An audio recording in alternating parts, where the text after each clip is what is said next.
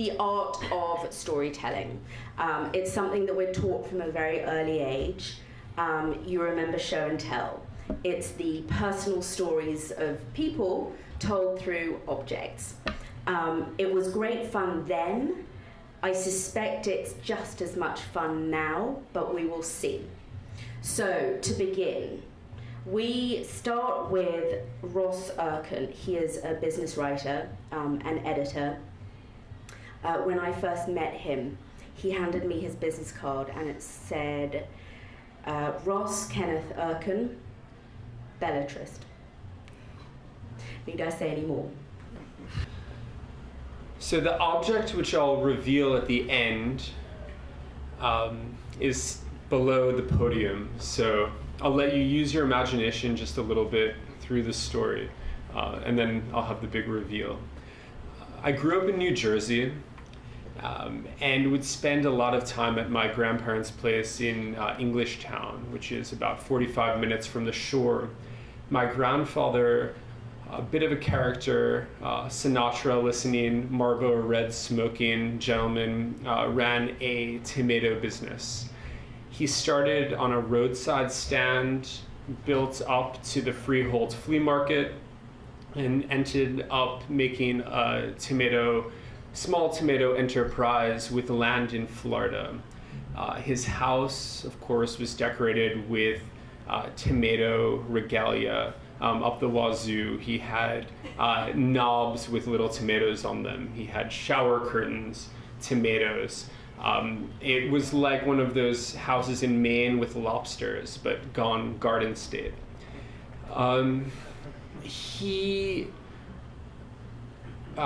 So I guess the tomatoes represented for us nutrition, abundance, life. It was very symbolic in our family, and he died when I was 5 years old, and often my first memories are being in his arms on that gray leather chair, smelling of Marlboro Reds. And one of the heirlooms that I inherited was this palm-sized tomato candle. It was lipstick red. The curves on the top were butt cheek round. The stem was basil colored green. It stayed in my bedroom growing up, and I didn't really light it much. It was more of a symbolic connection. But when I did light it, most amazingly, it had the magical quality of not expiring. The wax wouldn't reduce in size. It stayed the same. And so, yeah, during teenage periods of whimsy or angst, I would light this candle, and whatever seance or mood swing I was going through, and blow it out, and it stayed the same palm size. I go off to college, and of course I bring this touchstone with me, and it sits by my bed freshman year. No occurrence, no foul. I'm feeling pretty good that this is going to stay with me forever. This connection, this little red token. Sophomore year comes around. I'm living with a good friend, Willem Bonin, actual name. He is from Winnipeg, Manitoba, and doesn't quite get the humor of his last name. He's an architect, a little bit frazzled, 5'8" tops, gray hair, he's 19. He spends all of his time in his studio, where he invites women back to see his newest erection. He is always frazzled. He's hard drinking, projectile vomiting. I hope he doesn't have a lawyer. And just a character, always inside his head, always frazzled. So I walk in to the dorm one fall day, and I notice something is amiss. It's after afternoon lecture. He kind of moves abruptly as if I've caught him in some overly acrobatic act of self-pleasure. But it turns out that's not the case. The dorm looks like it's been ransacked a little bit. Things have been shifted. What happened once he kind of works up the courage is he said, we got a visit from the fire inspector, this guy, Ken Pileski, who tried to hide his Polish identity in his last name by going Ken.Paul. And he was notorious for raiding dorm rooms and taking objects that violated the fire code. Candles, microwaves, menorahs were the highest offense of contraband.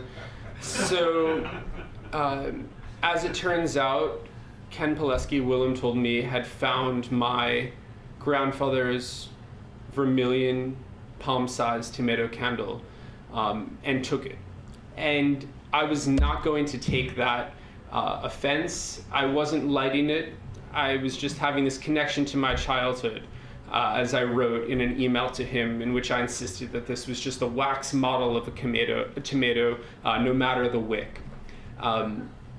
And I had a conversation, and he lightly poo-pooed the offense, saying, we take boyfriends and girlfriends candles that have sentimental value, and he didn't understand that this tomato candle wasn't the lavender scent that he had probably in his home closet.